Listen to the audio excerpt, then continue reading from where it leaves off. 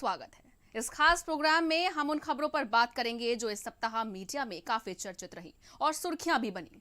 बात उन खबरों की भी करेंगे जिन्होंने बड़े पैमाने पर अपना प्रभाव छोड़ा। सप्ताह की सुर्खियों में हर क्षेत्र से जुड़ी खबरों पर बात होगी। देश दुनिया में क्या बड़ा हुआ, अफगानिस्तान में तालिबान कैसी सरकार बनाना चाहता है और तालिबान के आते ही महिलाओं की रातों की नींदें क्यों उड़ गई। अफगानिस्तान में आखिर तालिबान के आते ही वहां पर आधी आबादी को ऐसा क्यों लगने लगा कि उन पर अब उनकी जिंदगी खतरे में है। इतना ही नहीं, काबुल एयरपोर्ट की जो तस्वीरें सामने आई उन्हें देखकर ऐसा लगता है कि महिला ही नहीं पुरुष भी तालिबान की सत्ता से काफी डरे हुए हैं। तभी तो तालिबान की आहट सुनाई पड़ते ही काबुल एयरपोर्ट पर देश छोड़कर जाने की भगदड़ मच गई।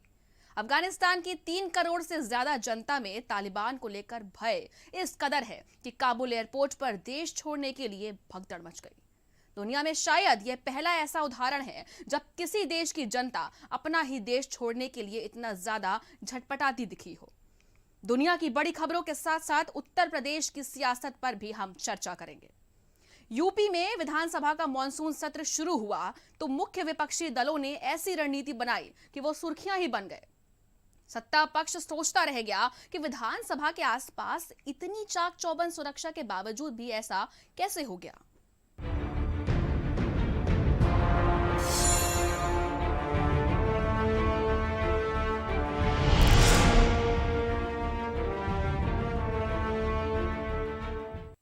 दिन था 15 अगस्त, जब भारत आजादी का जश्न मना रहा था, तो दूसरी तरफ अफगानिस्तान में पिछले 20 सालों में आई तब्दीली को रौंदते हुए तालिबान आगे बढ़ रहा था। 15 अगस्त की सुबह जब यह खबर आई कि तालिबान ने जलालाबाद को अपने कब्जे में ले लिया है, अफगानिस्तान में मानो अफरा तफरी मचने लगी और लोग बस कैसे भी अपनी जान बचाने के लिए किसी भी हद तक जाने को तैयार थे। तभी यह लगने लगा था कि उसके लिए अब काबुल दूर नहीं रह गया है। दोपहर होते होते तालिबान के लड़ाकों ने काबुल को चारों ओर से घेर लिया और दुनिया में खबर सनसनी की तरह फैल गई। अब लाजमी सी बात है कि अमेरिका पर सवाल तो उठना ही था और लोग चूके भी नहीं और अमेरिका से सवाल कर बैठे कि क्या उसने 20 सालों में इसी तरह अफगानिस्तान में अशरफ गनी की सरकार और मजबूत सेना को तैयार किया था। अमेरिका पर सवाल खड़े ही हो रहे थे कि इतने में पता चला कि अफगानिस्तान के राष्ट्रपति भी अब देश छोड़कर भाग खड़े हुए। जिन राष्ट्रपति पर देश और वहां की जनता की सुरक्षा का जिम्मा था, वो खुद ही बोरिया बिस्तर समेट कर अफगानिस्तान से भाग खड़े हुए। एक भगौड़े राष्ट्रपति की दुनिया भर में निंदा हो रही है। अशरफ गनी की जब दुनिया भर में फजीहत होने लगी तो उन्होंने अपने पक्ष में सफाई पेश की। उन्होंने कहा कि खून खराबा रोकने के लिए उन्होंने देश छोड़ा है। अगर वो अफगानिस्तान छोड़कर नहीं जाते, अफगानिस्तान पुलिस फोर्स और सेना के बीच तालिबान के लड़ाकों से युद्ध छिड़ जाता। अगर ऐसा होता तो हजारों की संख्या में लोग मारे जाते। गनी की दलील है कि वो खून खराबा रोकने के लिए ही देश छोड़कर चले गए। लेकिन अफगानिस्तान पर तालिबान की ये जीत दुनिया की महाशक्ति अमेरिका के लिए बड़ी राजनीतिक हार है, जो ये दावा करता रहा कि उसने अफगानिस्तान की सेना को तालिबान की चुनौती से निपटने के लिए तैयार कर दिया है। चलिए अब बात करते हैं कि अफगानिस्तान में तालिबान की सत्ता आने से भारत के लिए क्या चुनौतियां खड़ी हो सकती हैं। अफगानिस्तान में तालिबान की सत्ता आने के साथ ही दक्षिण एशिया की भू राजनीति में बड़ा बदलाव आ गया है। इसके साथ ही भारत के लिए अब स्थिति पहले से ज्यादा मुश्किल हो गई है। पाकिस्तान और चीन के साथ लंबे वक्त से भारत के सीमा से जुड़े विवाद चल रहे हैं, तो अब माना यह जा रहा है कि भविष्य में इन दोनों की भूमिका अहम होने जा रही है। 1996 से लेकर 2001 तक अफगानिस्तान में तालिबान के राज को वहां जिसने भी देखा और सुना वो अब खौफजदा है। लेकिन अब तालिबान का ऐसा वादा है कि वो बदले की कोई कार्रवाई नहीं करेगा। लेकिन जानकारों का ऐसा मानना है और उनका ऐसा कहना है कि इस बात पर भरोसा करना फिलहाल जल्दबाजी हो सकती है। तो ऐसे में भारत क्या करेगा? पाकिस्तान, अमेरिका या फिर रूस के मुकाबले अफगानिस्तान में भारत कभी भी बड़ा खिलाड़ी नहीं रहा है। लेकिन दक्षिण एशिया के पूरे क्षेत्र में सुरक्षा और सांस्कृतिक संबंधों को आगे बढ़ाने में भारत की हमेशा से अहम भूमिका रही है। हजारों अफगान नागरिक पढ़ाई करने, इलाज कराने या काम करने के लिए भारत आते हैं। लेकिन अब भारत के लिए सबसे बड़ी चुनौती यह होने वाली है कि वो तालिबान सरकार को मान्यता दे या नहीं। फिलहाल भारत के लिए बेहतर रास्ता यही है कि वो तालिबान के साथ चर्चा का रास्ता खुला रखे। लेकिन पहले से तालिबान के साथ भारत के रिश्ते जैसे रहे हैं, उसे देखते हुए भारत के लिए यह आसान नहीं होगा। महज 24 घंटे के अंदर तालिबान ने काबुल को अपने कब्जे में लेकर पूरी दुनिया को हैरत में डाल दिया। अमेरिका भी दंग है कि इतनी आसानी से आखिर कैसे अफगानिस्तान की सरकार और सेना ने तालिबान के आगे हार मान ली। आइए जानते हैं 24 घंटे में कब्जे की पूरी कहानी।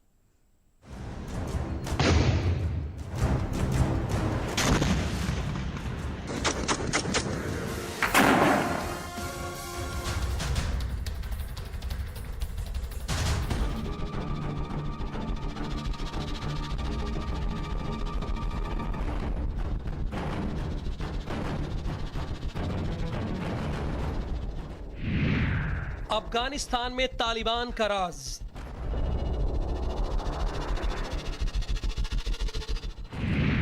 आतंक के बादशाहों की बनी सरकार।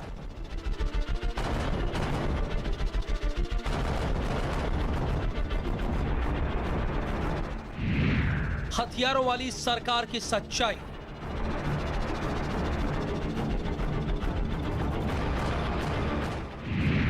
अफगानिस्तान में मच गई है तबाही।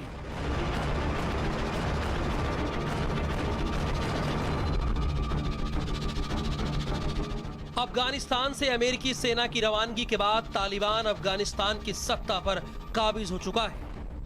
क्या काबुल, क्या राष्ट्रपति भवन, क्या सरकारी इमारतें, हर जगह हथियारों से लैस तालिबान के लड़ाकू ही दिखाई दे रहे हैं। दुनिया भर के विशेषज्ञ जो तालिबान के काबुल पर कब्जा करने के समय को 3 महीने बता रहे थे, वो 15 अगस्त को 3 घंटे में ही हो गया। जब हम भारत में आजादी का जश्न मना रहे थे तो अफगानिस्तान में तालिबानियों ने राष्ट्रपति भवन पर अपना झंडा लहराया था और एक देश को गुलाम बना लिया था। बंदूक है, बारूद है, विध्वंस है, मौत है, मातम है, कब्जा है और आसमान में लहराता खौफ का ये झंडा है। तालिबानियों के बीच आज की तारीख में यही अफगानियों का दुर्भाग्य है। तालिबानिस्तान में तब्दील हो चुके अफगानिस्तान का यही खौफनाक सच है, जिसे हर मिनट एक एक अफगानी जी रहा है। पूरी दुनिया मौन होकर देखती रह गई और अफगानिस्तान पूरी तरह से तालिबान के हाथ में जा चुका है।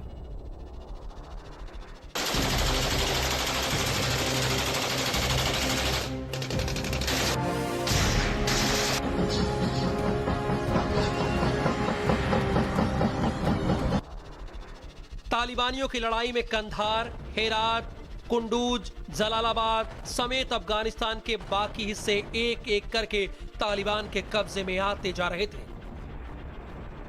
लेकिन राजधानी काबुल में इतनी जल्दी कब्जा हो जाएगा, इसका अंदाजा शायद ही किसी को था।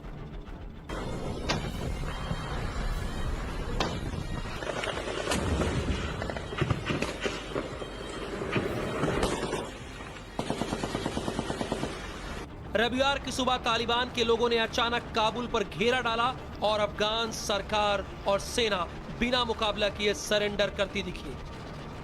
इसी बीच अमेरिकी डिप्लोमेट्स को आनन फानन में काबुल से ले जाते हेलीकॉप्टर की तस्वीर भी पूरी दुनिया ने देखी। शीन गनों, रॉकेट लॉन्चर से लैस तालिबान लड़ाके काबुल शहर को घेरते चले गए। बगराम एयरबेस, बगराम जेल पर तालिबान ने कब्जा जमा लिया। काबुल शहर के एंट्री गेट और आसपास के कई अहम इमारतों को एक एक कर तालिबान लड़ा के कब्जाते चले गए और शाम होते होते अफगान राष्ट्रपति अशरफ गनी के देश छोड़कर जाने की खबर आ गई। इसके बाद तालिबान के प्रवक्ता ने ऐलान कर दिया कि हमारे लड़ाके शहर में घुसकर कानून व्यवस्था और पुलिस चौकियों को संभालने जा रहे हैं। काबुल से बाहर भागने वालों की लाइन लग गई। शहर के बाहर जाने वाली सड़क पर भारी ट्रैफिक जाम दिखा। लोग तालिबान के शासन में रहने के बजाय शहर छोड़कर भागते हुए दिखाई दिए। स्पेशल रिपोर्ट, भारत समाचार।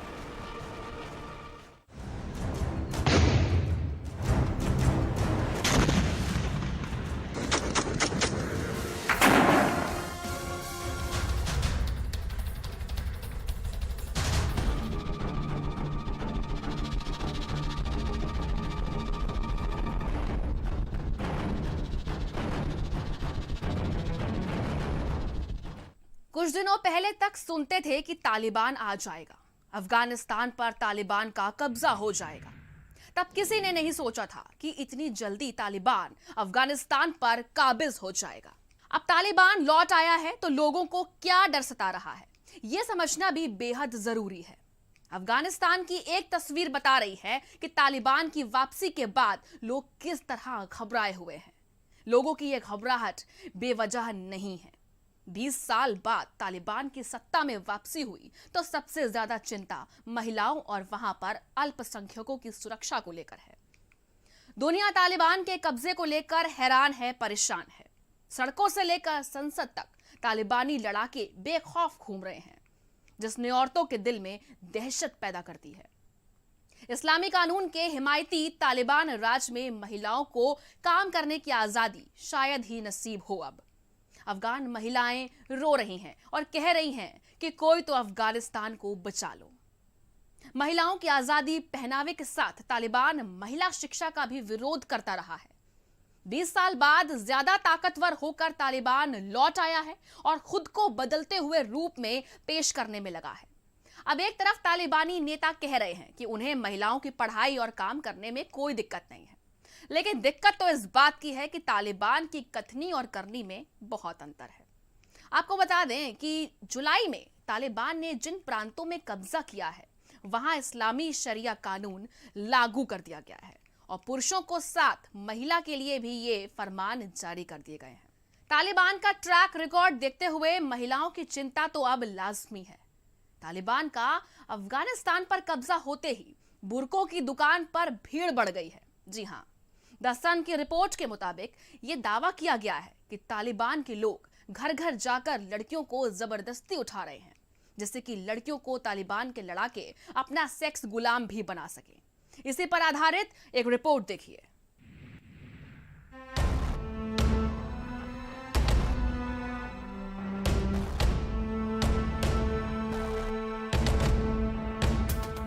अफगानिस्तान पर जब से तालिबान ने कब्जा कर दिया है तब से वहां की आधी आबादी आफत में है।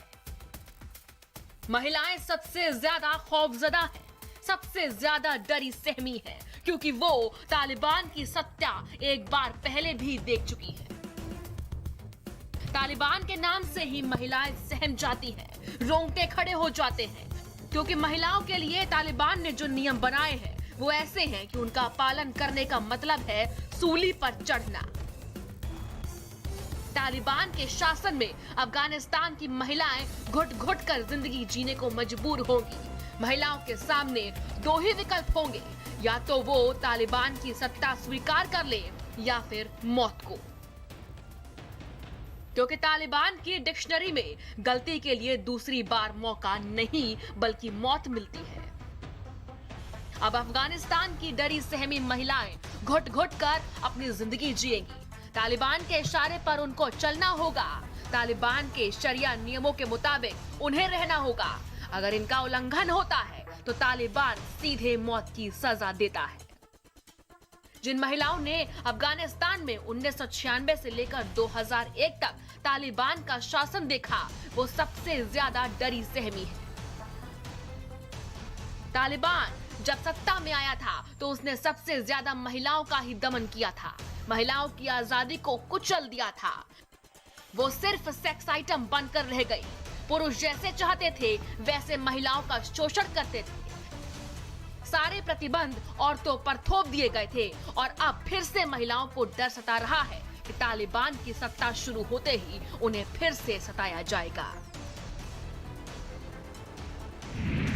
बुर्के में ही महिलाएं निकल सकती हैं। शरीर का कोई हिस्सा दिखना नहीं चाहिए। ऊंची आवाज में बोलना मना होता है। 10 साल के बाद पढ़ाई पर प्रतिबंध। सिर्फ धार्मिक शिक्षा के लिए मंजूरी। शरिया कानून का पालन जरूरी है। बालकनी में नहीं खड़ी हो सकती है। ऊंची हील्स पहनने पर प्रतिबंध है। घर से अकेले निकलने पर मनाही। वीडियोग्राफी, फोटोग्राफी पर बैन। रेडियो, टीवी में काम करने पर मनाही। साइकिल और मोटरसाइकिल चलाना मना है।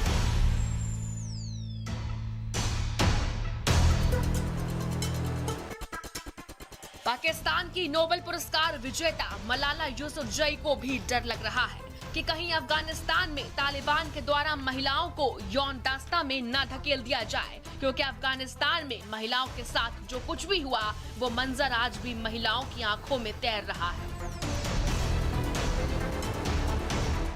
अफगानिस्तान में जब 1996 से 2001 के बीच तालिबान की सत्ता थी तो इसी तरह के काले कानूनों का महिलाओं को सामना करना पड़ता था।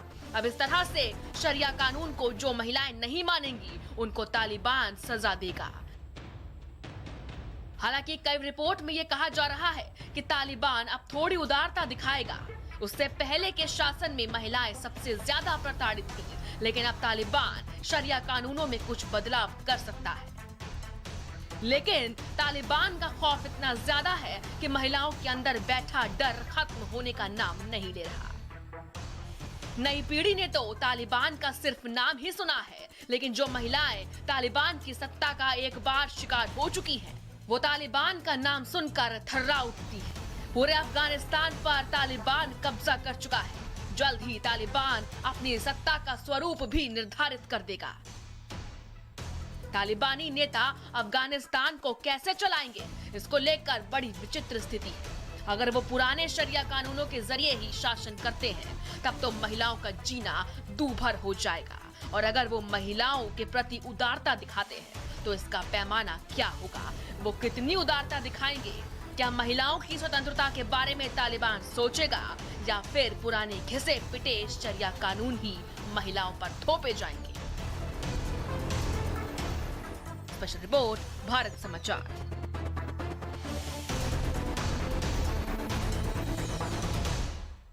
लखनऊ में विधानसभा का मॉनसून सत्र 17 अगस्त को शुरू हुआ था। उम्मीद पहले से जताई जा रही थी कि सत्र का पहले दिन हंगामेदार हो सकता है, और हुआ भी कुछ वैसा ही। विधान परिषद में सपा ने जोरदार हंगामा कर दिया। सपा नेता वेल में उतर आए और बैनर पोस्टर वहां पर लहराने लगे। समाजवादी पार्टी के विधायक और विधान परिषद के सदस्यों ने विधान भवन के बाहर सड़क पर जोर जोर से नारेबाजी की। सपा के एक विधायक तो भाई बैलगाड़ी लेकर विधान भवन ही पहुंच गए और महंगाई, बेरोजगारी समेत तमाम मुद्दों का विरोध करने लगे। अब जब सपा लगातार सड़क पर एक्टिव है, सोशल मीडिया पर एक्टिव है, तो भला कांग्रेस कैसे पीछे रहती। तो प्रदेश के कांग्रेस कार्यालय की तरफ से कांग्रेस अध्यक्ष अजय कुमार लल्लू भी सब्जी का ठेला और रिक्शा लेकर एमएलसी दीपक सिंह, पूर्व मंत्री नसीमुद्दीन सिद्दीकी, आराधना मिश्रा के साथ विधानसभा पहुंच गए। कांग्रेस इससे पहले 9 अगस्त को क्रांति दिवस के दिन बीजेपी गद्दी छोड़ो अभियान पहले से ही चला चुकी है। कई जिलों में कांग्रेसियों ने बीजेपी सरकार के खिलाफ गद्दी छोड़ो अभियान भी चलाया। विपक्षी नेता सदन शुरू होने का इंतजार कर रहे थे, और जैसे ही मॉनसून सत्र शुरू हुआ वैसे ही विपक्ष पूरी तरह सड़कों पर उतर आया। सरकार भी जल्दी में थी और आनन फानन में जरूरी विधेयक पास करा लिए। 7,000 करोड़ का अनुपूरक बजट भी पास हो गया। अब विपक्ष और सत्ता पक्ष ने अपना अपना काम कर लिया। चुनाव में महज कुछ ही महीने बाकी हैं, इसीलिए सत्र के पहले सुर्खियां बनने के लिए सभी ने तैयारियां कर ही ली थी। 17 अगस्त को मॉनसून सत्र शुरू होने से पहले जो कुछ भी हुआ वो सियासी सुर्खियां बन गया। बादलों के पास पानी की कमी हो सकती है, लेकिन सरकार को घेरने के लिए विपक्ष के पास अब मुद्दों की कोई कमी नहीं है। मुद्दा कोरोना में घोटालों का हो, लगातार पेट्रोल, डीजल और सिलेंडर के बढ़ते दाम हो, बेरोजगारी हो, किसान आंदोलन हो या चरमराई हुई कानून व्यवस्था हो, इन सभी मुद्दों पर विपक्ष सरकार को घेरने की रणनीति बना चुका था, और विपक्ष ने सदन में इन्हीं मुद्दों पर विरोध भी कर डाला। सदन में विपक्ष ने हंगामा किया, जन समस्याओं को उठाने और उन पर चर्चा की मांग की, और सरकार को चौतरफा घेरा भी। तो वही बीजेपी ने विपक्ष के इस विरोध को नौटंकी बता दिया। सत्र के पहले दिन हुए हंगामे पर एक रिपोर्ट देखिए। किसान विरोधी सरकार नहीं चलेगी, नहीं चलेगी।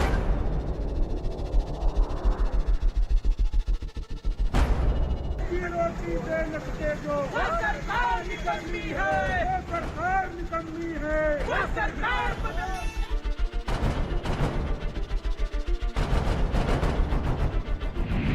महंगाई के खिलाफ विपक्ष का ड्रामा। सत्र से पहले हंगामा ही हंगामा। कांग्रेस और सपा का हल्ला बोल। सड़कों पर बजे सियासी ढोल। लखनऊ में विधानसभा के मॉनसून सत्र का आगाज हुआ तो उससे पहले विपक्ष ने जोरदार हंगामा किया। सरकार के खिलाफ नारेबाजी करते हुए विपक्ष सड़कों पर उतरा तो महंगाई, बेरोजगारी, किसान, कानून और बेरोजगारी जैसे कई मुद्दे गूंज उठे। लखनऊ की सड़कों पर विपक्ष का हुजूम उमड़ा हुआ था। सपा, कांग्रेस और उनके सहयोगी अपने अपने तरीके से बीजेपी सरकार को घेर रहे थे। जमकर नारेबाजी हो रही थी, धरना प्रदर्शन हो रहा था, हंगामा हो रहा था। सरकार के खिलाफ बैनर लहराए जा रहे थे और सत्ता में बैठे मठाधीशों को चौतरफा घेरा जा रहा था। इस बार विपक्ष के पास सरकार को घेरने के लिए मुद्दों की भरमार है। कोरोना काल में भ्रष्टाचार, बढ़ती महंगाई, बेरोजगारी, कृषि कानून और बिगड़ती कानून व्यवस्था पर विपक्ष लगातार हमलावर है। तो वहीं बेरोजगार अभ्यर्थियों का धरना प्रदर्शन भी सबसे बड़ा मुद्दा बना हुआ है और विपक्ष इन सभी मुद्दों को सड़कों पर उतारकर भुनाने में लगे हुए हैं। लखनऊ में सपा विधायक महंगाई के खिलाफ प्रदर्शन करते हुए बैलगाड़ी से विधानसभा पहुंचे। महंगाई पर रोक लगाओ और सरकार को बदलने की नारेबाजी करते हुए सपा विधायकों ने सरकार को घेरा। तो वहीं किसानों, दलितों और आजम खान पर लगे मुकदमे वापस लेने को लेकर सपा नेताओं और कार्यकर्ताओं ने विधानसभा के बाहर जमकर नारेबाजी और हंगामा किया। इतना ही नहीं, सपा कार्यकर्ता धरना प्रदर्शन करते हुए विधानसभा के गेट पर भी चढ़ गए। उनके कैंपस की तस्वीर दिखाते हैं। ये विधानसभा का गेट नंबर 3 है और समाजवादी पार्टी के एमएलसी यहाँ पर बैठ के प्रदर्शन कर रहे थे, धरना दे रहे थे और इस वक्त गेट पर चढ़ गए हैं। महंगाई, भ्रष्टाचार, महिलाओं के अलग अलग मुद्दे हैं, इसके अलावा कोरोना के समय जो अव्यवस्था हुई, इन तमाम अलग अलग मुद्दों को लेकर के इस वक्त यहाँ पर बड़ा जबरदस्त प्रोटेस्ट समाजवादी पार्टी की तरफ से किया जा रहा है। सपा एमएलसी आशुतोष सिन्हा, मान सिंह चेहरे पर ऑक्सीजन मास्क लगाकर विधानसभा पहुंचे और ऑक्सीजन की कमी से हुई मौतों पर विरोध जताया। साथ ही महंगाई, बेरोजगारी, बिजली सहित कई मुद्दों पर प्रदर्शन भी किया। ऑक्सीजन के अभाव में लोग मरे, सरकार ने कहा एक आदमी भी नहीं मरा। किसान परेशान, नौजवान परेशान, बुनकर परेशान, व्यापारी परेशान, महंगाई कमर तोड़ती जा रही है। लोग बुनकर, गरीब, किसान, युवा बेरोजगार होते जा रहे हैं। वहीं कांग्रेस नेताओं ने भी महंगाई के साथ कई मुद्दों पर बीजेपी सरकार पर जमकर विरोध किया। महंगाई और बढ़े पेट्रोल डीजल के दामों पर विरोध दर्ज कराते हुए कांग्रेस एमएलसी दीपक सिंह रिक्शा चलाते हुए विधानसभा पहुंचे तो अजय कुमार लल्लू और आराधना मिश्रा ने पोस्टर और बैनर लेकर सड़कों पर हंगामा किया। ठेले पर सब्जी, तेल, सिलेंडर लेकर वो भी विधानसभा पहुंचे। जो विधायक और तमाम नेता विधानसभा जा रहे थे तो उनको एनएक्सी के पास रोक लिया गया है। दीपक सिंह रिक्शा चला रहे हैं और इसके साथ ये विधानसभा की ओर बढ़ रहे हैं। दीपक सिंह जी, आज आप लोग जा रहे थे, पुलिस ने भी बीच में रोकने की कोशिश की, क्या कहेंगे? लोकतंत्र के इतिहास में पहली बार हम महंगाई का विरोध करने जा रहे हैं। डीजल पेट्रोल चरम पे है, हम रिक्शे से जा रहे हैं। तेल बढ़े हुए हैं, सब्जी बढ़ी हुई है, हर महंगाई में आग लगी हुई है। लोकतंत्र के इतिहास में पहली बार सदन जाने से विधायकों को पुलिस ने रोका है। इन्हें विशेषाधिकार नोटिस देकर बुलाऊंगा, सदन में तलब करूंगा कि योगी सरकार एक चुनी सरकार है या अलोकतांत्रिक तानाशाही कोई राजशाही सरकार है। देखिए, उत्तर प्रदेश का किसान बदहाल है, नौजवान परेशान है, महंगाई चरम सीमा पर है। उत्तर प्रदेश में कानून व्यवस्था फेल है, महिला सुरक्षित नहीं है और ये सरकार केवल उत्तर प्रदेश के लोगों के विश्वास के साथ विश्वासघात कर रही है। विपक्ष ने सरकार को चौतरफा घेरा तो वहीं बीजेपी ने सभी को नौटंकी करार दिया। ये सपा, बसपा, कांग्रेस, ये सारे जो दल हैं, इनका जो तुष्टीकरण का चरित्र है उसी का परिचायक है। अगर इस प्रकार का, मैं तो सुना नहीं हूँ, आप ही बता रहे हैं मुझे, लेकिन अगर इस प्रकार का किसी ने बयान दिया है तो इमरान खान में उस नेता में क्या अंतर रह जाएगा? नहीं, विपक्ष के नाते वो सड़क पर जो विषय उठा रहे उठाए, सदन में जो उठाएंगे हम सदन में जवाब देंगे, सड़क पर जो उठाएंगे हम सड़क का जवाब देंगे। जो मुद्दे वो उठा रहे हैं जनता के, उन मुद्दों के जवाब हमारे पास हैं, वो जवाब लें। आज सदन आहूत हुआ है, सदन में वो मुद्दे उठाएं, विपक्ष मुद्दे उठाता है, सरकार जवाब देती है। इस मर्यादा को हमको पता है, लेकिन हम तो जवाब तो हमको देना है ना। लोगों ने देखा कि बहुत जवाब से भाग रहे हैं। फिलहाल विपक्ष के पास मुद्दों की भरमार है और सभी मुद्दों को विपक्ष भुनाने में लगा है तो वहीं सरकार सभी के जवाब देने की बात कह रही है। स्पेशल रिपोर्ट, भारत समाचार। सप्ताह की सुर्खियों में इस सप्ताह बस इतना ही। अगले सप्ताह कुछ नई सुर्खियों के साथ फिर से आएंगे। तब तक के लिए नमस्कार।